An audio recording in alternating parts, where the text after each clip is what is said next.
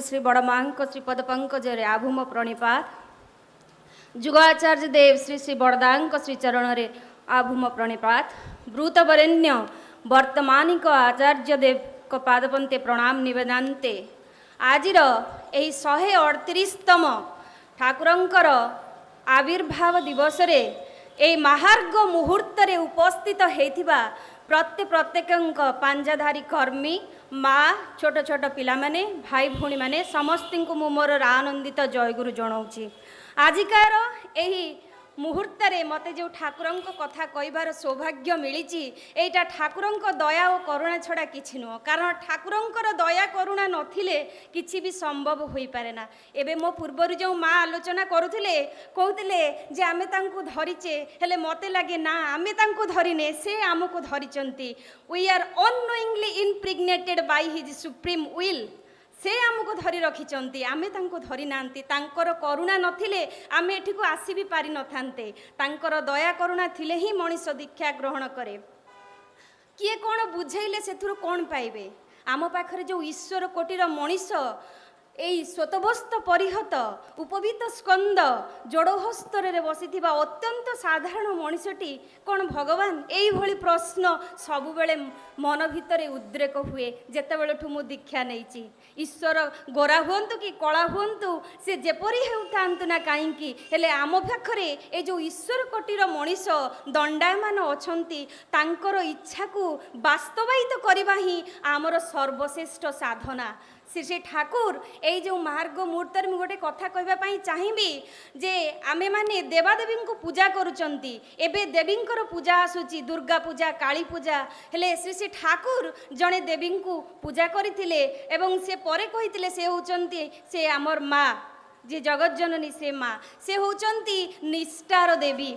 कारण निष्ठा नैपुण्यता नथिले कौनसी कर्म संभव पर हो पारे ना। एवं से जड़े निष्ठार देवी को प्रार्थना करी कहिथिले एवं आमे सेटा को सब बेले प्रार्थना करिबा दरकार। आमे जेपरि ठाकुरंकर काम को निष्ठार सह निरविच्छिन्न भावरे ठाकुरंकर जे कोनोसी काम रे आमे लागि परिबा। एवं सेटा होउची से प्रार्थना करिथिले जे आया ही वरदे देवी ध्रुति कृति विभावरे अच्छेद श्रेय निष्ठे च इष्टार्थ परिवेदनी तत्व ज्ञान विवेकिनी त्वं दीप्त कृति मंडिते विभूति विभवान्विते कृति यज्ञ नियोजिके सत्ताचार सुपालिके बोधिकारिणी ते नम।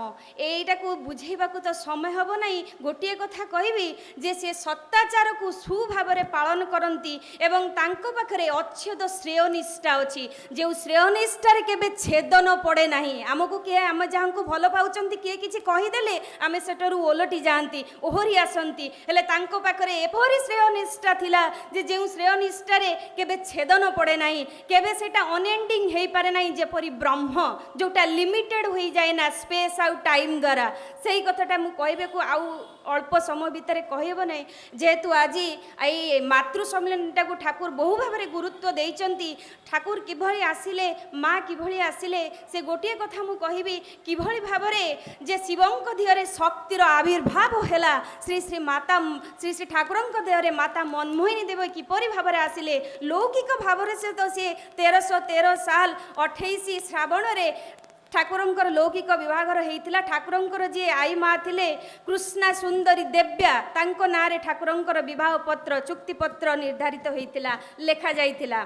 गोटे कथा कहबी जे ठाकुर जेतेबेले छोट थिले तांकर जेतेबेले वाङ्मय स्वरूप स्फुरण हेई नथिला से जेतेबेले किशोर वयस्क थिले तांकर अलौकिकतारे से बहु ज्ञान पिपासु वाग्मी मानक मनरे बहु प्रकार आंदोलन बहु प्रकार इच्छा शक्ति तांकर एभली थिला। सेही भली अलौकिकता को देखी बहु भक्त पिपासु मन मध्यरे से आंदोलन सृष्टि करि पारिथिले।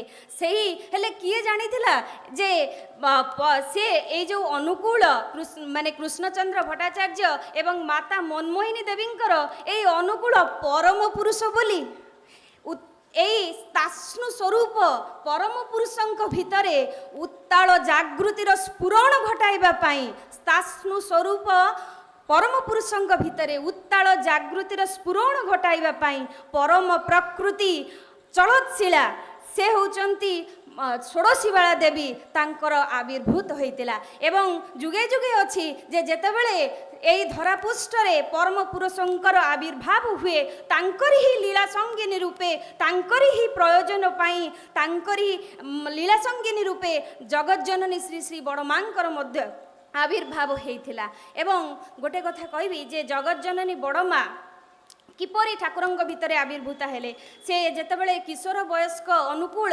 शोइथिले निद्रारे शोइथिले से देखिले एवं निद्रारु उठी से जहाँ देखिले सेटाकू बखाणुचंती कहउचंती जे मु देखिली जे एक वर्तुलाकार आलोक पिंड एवं से आलोक पिंड भितरु जेपरी जणे देखा जाउचंती जे अर्धक शरीर बसन विहीन अर्धक शरीर बसन विहीन रेशम परी चिक्कण अललायित केश स्वर्णिम आभा विस्फारित स्वर्णिम आभा एवं सुनील विस्फारित चक्षुदय एवं से स्वर्णिम आभा भितरे देखिले जे खेणिके परिदृश्यमान होई परक्षण रे लुक्कायित हो जाउथले दृष्टिपटालरु क्षणके परिदृश्य होई परक्षण रे लुक्कायित हो जाउथले से एया देखिले एवं सेई आलोक पिंड भितरु एवं आलोक अग्नि भितरु से देखुचंती जे सेई आलोक रश्मि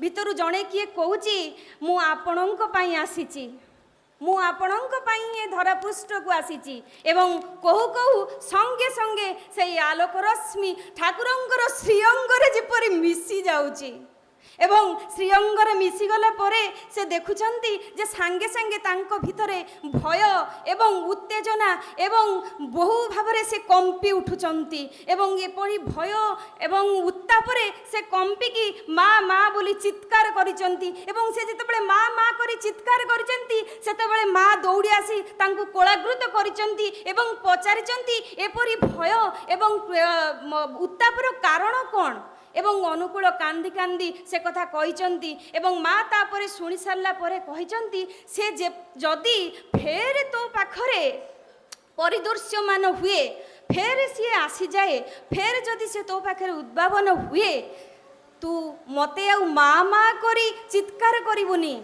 तू जोरे नाम करिबु भल भाव खूब जोरे नाम करिबु तोर से किछि करि परिबो नाही जो नाम मु तते देइछि कारण ठाकुर तांको मां को तांकर गुरु रूपे ग्रहण करथिले तांको नाम गुरु भाव से तांको नाम प्रदान करथिले तांकर गुरु रूपे से ग्रहण करथिले तणु करी से कहले तू आ मते चित्कार करी डाकिबुनु तू नाम करिबु एवं से कथा सरिला परदिन माता मनमोहिनी देवी गाजीपुर रो जे सरकार माने हजूर महाराजंको परे स्थल तत्सलाभिक्त जे थिले स्थलाभिषुक्त तांको निर्देशित हजूर महाराजंको निर्देशित सेतेबेले जे गाजीपुर सरकार थिले से तांको पाखु चिठी पत्र लिखिथिले कारण जो ठाकुरंकर जे माता मनमोहिनी देवी से तांको ठारु दीक्षा ग्रहण करथिले से तांको लिखिथिले जे एही भली मोर पुत्र सहित घटिछि एवं से लिखि सारला परे से चिठी रे से पढ़ी से उत्तर देइथिले जे खूब भावरे विशेष भावरे खूब करी नाम करिवु तोर किछि हबो नाही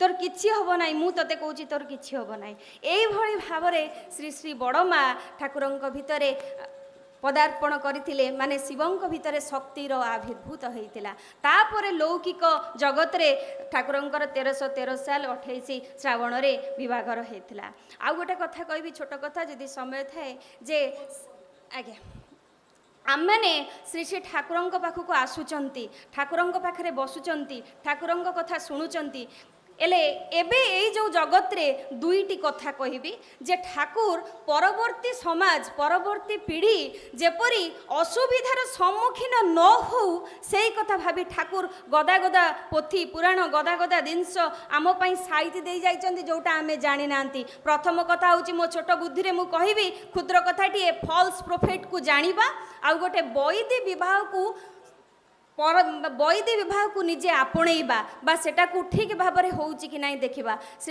ଆମେ ଏଇ ଯେଉଁ ସତ୍ସଙ୍ଗ ମାତୃ ସମ୍ମିଳନୀ ସବୁଗୁଡ଼ାରେ ଯୋଗଦାନ ଦେଉଛନ୍ତି, ସେଥିରେ ଯୋଗଦାନ ଦେବା ଫଳରେ ଆମେ ଦେଖିଛନ୍ତି ଯେ ଶାରଦାମଣି ଦେବୀଙ୍କ ପରି ଅଲୌକିକ ନାରୀ, ପ୍ରତିଭା ନାରୀ ଏବଂ ମା ଜଗଜ୍ଜନନୀ ମାଙ୍କ ପରି ଉଜ୍ଜଳାମୟୀ ନାରୀ, କେତେ ନାରୀ ମୀରାଙ୍କ ପରି ଦେଖୁଛନ୍ତି, ହେଲେ ସେମାନେ ସ୍ୱବୈଶିଷ୍ଟ୍ୟରେ ରହି ସମସ୍ତଙ୍କୁ ପ୍ରେରଣା ପୁଷ୍ଟ କରିଛନ୍ତି ଏବଂ କରୁଥିବେ ମଧ୍ୟ।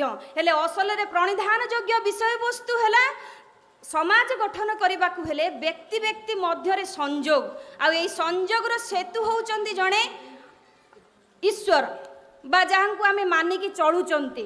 ଆଉ ସେଇ ସଂଯୋଗର ସେତୁ ହେଲେ ସେଇ ସଂଯୋଗର ସେତୁ ପ୍ରତି ହେଉଛନ୍ତି ଜଣେ ଆଦର୍ଶ, ଏବଂ ଆଦର୍ଶଙ୍କ ପ୍ରତି ଏକାନୁରକ୍ତି ତୀବ୍ରତା ହେଲେ ହିଁ ଯାଇ ମାନେ ଏଇ ଯେଉଁ ସୁପ୍ରଜନନ ପ୍ରକ୍ରିୟା ପ୍ରତି ଆମକୁ ସଚେତନ ରହିବାକୁ ପଡ଼େ। ଆଉ ଠାକୁରଙ୍କର ସୁପ୍ରଜନନ ନେଇ ବହୁ ବାଣୀ ଅଛି, ହେଲେ ଗୋଟିଏ କଥା କହିବି ଯେ ଶୁକ୍ରାଣୁ ଡିମ୍ବକୋଷର ଅନ୍ତର ଭେଦ କରେ, ତାର ଅନ୍ତସ୍ଥ ହୋଇ ଉଠେ।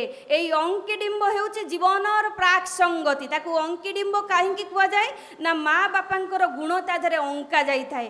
এই অঙ্কি ডিম্ব ହେଉଛି জীবনের প্রাণ সঙ্গতি, জীবনের মূলাধার, জয় বিস্ফোরণার আদিম স্ফোটন কেন্দ্র, যেখানে কুলস্রোত কুণ্ডলীকৃত হয়ে সন্দীপ সন্দীপনায় অবস্থান করে। কারণ শুক্রাণুর ডিম্ব আমার যে শুক্রাণু তা ভিতরে জন্মগত বংশগত গুণ থাকে, সে যেতবে ডিম্বাণু ভিতরে প্রবেশ করে সেই ডিম্বাণুর দায়িত্ব হচ্ছে তাকে বঢ়াইবা বা তার অধ্যয়ন করে তার বিকাশ করাইবা, এবং বিকাশ সেইভাবে ভাবে হয়ে পারে যদি ডিম্বাণুর সেইভাবে যোগ্যতা নথায়ে সে ডিম্বাণু উপযুক্ত পুরুষ সন্তানকু প্রবেশ করাই পারিব নাই, জন্ম দেই পারিব নাই। সেটিপাই ঠাকুর কইছন্তি আমি চাই শুদ্ধাত্মা নিঃস্বার্থপর সেবা মনোবৃত্তি। তো সেটিপাই নারীর শুদ্ধতা প্রতি ঠাকুর বহু ভাবে গুরুত্ব দেইছন্তি।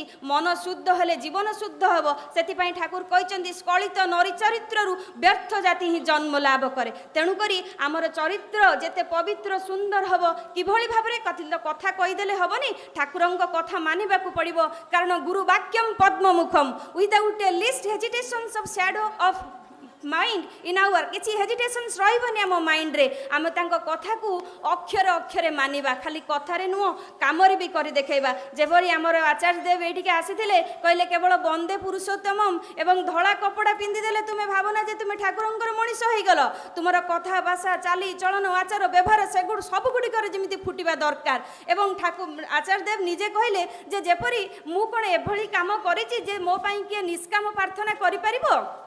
कारण आमे केबे निष्काम प्रार्थना करंतिनी काहा पई, केवल निष्काम प्रार्थना हुए एइभली मातृ सम्मिलन हेले काहार काहा प्रति किछि नथाउ, किए काहाकु चिनि नथाउ जानि नथाउ, एइठी बसिले समस्ते समस्तंक पई प्रार्थना करंती, ठाकुरंक पाखरे निवेदन करंती जे समस्तंकर मंगल हो। आ कारण आमे सबले स्वार्थरे भाबंती जे मोर ता पाखरे काम अछि मु जिबि, तार मो पाखरे किछि सुविधा सुजोग मिलिला सिए मो पाखु आसिला। तो सेई कथा को न भाबी आमे ठाकुरंक पाखरे निष्काम प्रार्थना करी हमर जीवन को आगे नै जाई परिबा। एतिकी कही मुई समस्तंकर सुदीर्घ निरामय जीवन पाई से ठाकुरंकर এই पवित्र उत्सव निवेदन करुच्ची एवं समस्तंकर सुदीर्घ जीवन निरामय जीवन भलरे रुहतु खुशी रुहतु ठाकुरंक पाद प्रंते एतिकी निवेदन करी मोर आलोचना को रखिबा पई चाहूची। जय गुरु। वंदे पुरुषोत्तमम वंदे पुरुषोत्तमम वंदे पुरुषोत्तमम। जय गुरु माँ।